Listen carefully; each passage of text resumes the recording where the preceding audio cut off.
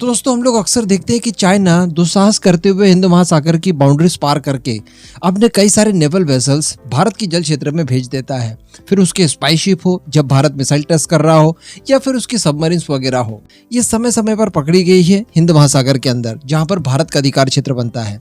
और इस तरह की चीजें लगातार चाइना किए जा रहा था। इसका केवल एक ही समाधान है कि आप भी चाइना को उसी भाषा में जवाब दीजिए जिस भाषा में चाइना बात कर रहा है। कहने का मतलब टेट फॉर टैट, यहाँ पर पॉलिसी आपकी होनी चाहिए।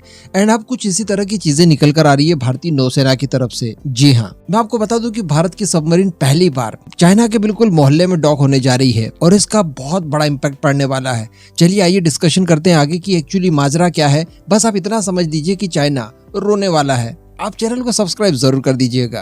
तो दोस्तों बताया जा रहा है कि भारत की सबमरीन जिसका नाम है INS सिंधु केसरी, पहली बार उसे इंडोनेशिया के अंदर डॉक किया जाएगा। जी हाँ, दरअसल इंडोनेशिया की नौसेना की तरफ से ट्वीट करते हुए लिखा गया है कि भारत और इंडोनेशिया के संबंधों को मजबूत करने के लिए इंडोनेशिया की नौसेना भारतीय सबमरीन INS सिंधु केसरी का जकार्ता में स्वागत करती है। और दोस्तों यहाँ पर पहला ऐसा मौका आया है कि भारत की सबमरीन एक बार में इतने लंबे दूरी तय करके पहुंची है। यानी भारत से जकार्ता की जो दूरी है, इतने डिस्टेंस तक पहली बार भारत की कोई सबमरीन पहुंची है। तो यहाँ पर एक्सपर्ट्स का ये भी मानना है कि भारत ने इतनी दूर अपनी सबमरीन को भेजा, वहां पर डॉक किया, तो इससे भारत ये भी प्रदर्शित करना चाहता है कि देखिए हमारी क्षमताएं कितनी लंबी है, कितनी दूर जाकर भी हम लोग अटैक कर सकते हैं। अब इन सब चीजों के पीछे का कारण भी जान लीजिए। मैं आपको बता दूं कि दक्षिणी चीन सागर को लेकर चाइना का कई सारे आसियान देशों से विवाद चल रहा है, जैसे कि Indonesia, Philippines, Vietnam, Malaysia, Taiwan और ब्रुनोई। तो इस लिहाज से समझा जा रहा है कि दुश्मन का दुश्मन दोस्त, यानी चाइना का दुश्मन इंडोनेशिया, उसे भारत अपने पाले में करने की यहाँ पर कोशिश कर रहा है। इसके अतिरिक्त भी बताया जा रहा है कि इसका क्या महत्व हो सकता है। देखिए, दरअसल चाइना साउथ चाइना सी के इलाके के एक बहुत बड़े भाग पर अपना दावा करता है, और जिन देशों का मैंने नाम आपको अभी थोड़ी देर पहले बताया, इन सभी से इन सब को लेकर विवाद भी चल रहा है। अब प्रॉब्लम यहाँ पर यह है कि ये सारे के सारे देश जिनके साथ साउथ चाइना सी को लेकर चाइना का विवाद चल रहा है, ये छोटे मोटे से देश हैं, काफी कमजोर हैं। तो इन सब के ऊपर दादागिरी हमेशा झाड़ते रहता है चाइना, और इन्हें डोमिनेट करने के लिए और पूरे साउथ चाइना सी के ऊपर डोमिनेंस हासिल करने के लिए चाइना इन एरियाज में कई सारे कृत्रिम द्वीप भी बना रहा है, और कृत्रिम द्वीप बनाकर उसके बाद फिर अपनी नौसेना को यहाँ पर डिप्लॉय कर रहा है, जो कि इन सभी आसियान देशों के लिए एक बहुत ही खतरनाक मूव हो सकता है चाइना की तरफ से।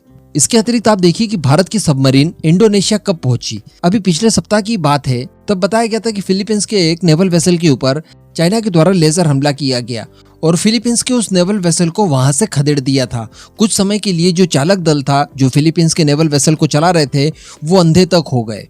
तो कहने का मतलब फिलीपींस के लिए काफी बड़ा थ्रेट था। अब हम सभी लोग जानते हैं कि फिलीपींस को भारत ने सुपरसोनिक क्रूज मिसाइल ब्रह्मोस बेची है, और इसी महीने 11 तारीख यानी 11 फरवरी 2023 को फिलीपींस की नौसेना को इसकी ट्रेनिंग समाप्त की। यानी फिलीपींस की एक टीम भारत आई थी ब्रह्मोस मिसाइलों को चलाने के लिए, उनकी ट्रेनिंग लेने के लिए।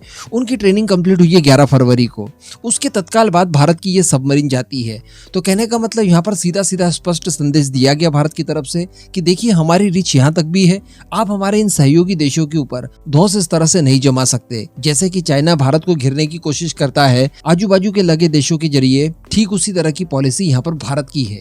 इसी के साथ साथ इंडोनेशिया के साथ भी हमारे रिलेशनशिप काफी ज्यादा पुराने हैं, और आगे देखा जाए तो इस एरिया में सिंगापुर उसकी नौसेना के साथ भारतीय नौसेना युद्धाभ्यास करती है, जिसे अग्नि वॉरियर का नाम दिया गया है। तो यहाँ पर सुस्पष्ट संदेश देते हुए भारत ने बता दिया है कि जितने भी आसियान देश हैं, इन सभी को सिक्योरिटी इस समय चाइना के खिलाफ भारत दे रहा है। इसके अलावा अगर स्पेशली इंडोनेशिया की बात की जाए तो इंडोनेशिया की नौसेना भारत की नौसेना के साथ मिलकर इंटरनेशनल मैरीटाइम बॉर्डर पर पेट्रोलिंग भी करती है एक साथ मिलकर।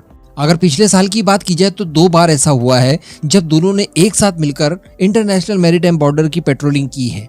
तो यहाँ पर इंडोनेशिया के साथ भी जो हमारे घनिष्ठता है, उसे दिखाने की कोशिश की गई है चाइना को। अगर अभी भी आप नहीं समझ पाए तो बिल्कुल ऐसा ही है जैसे चाइना पाकिस्तान में आकर, श्रीलंका में आकर, नेपाल में आकर या बांग्लादेश में आकर भारत को डराने धमकाने की कोशिश करता है, और वो ये कहने की कोशिश करता है कि देखिए हम आपके और नजदीक आ गए। ठीक उसी तरह का काम भारत कर रहा है। चाइना के पड़ोसी भी जितने हैं वो सारे के सारे चाइना के दुश्मन हैं, और उन्हीं के साथ गठजोड़ भारत बढ़ा रहा है। उन्हें सिक्योरिटी प्रदान करने के लिए भारत की तरफ से एक सांकेतिक रूप से ये हमारी सबमरीन भेजी गई है, और चाइना को ये दिखाने की कोशिश की गई है कि देखिए हम लोग यहाँ पर आ सकते हैं, हमारी रीच बहुत लंबी है, और यहाँ से भी आपके ऊपर अटैक किया जा सकता है। तो कहने का मतलब भारत भी ताकत के मामले में एशिया में चाइना के बराबर ही है।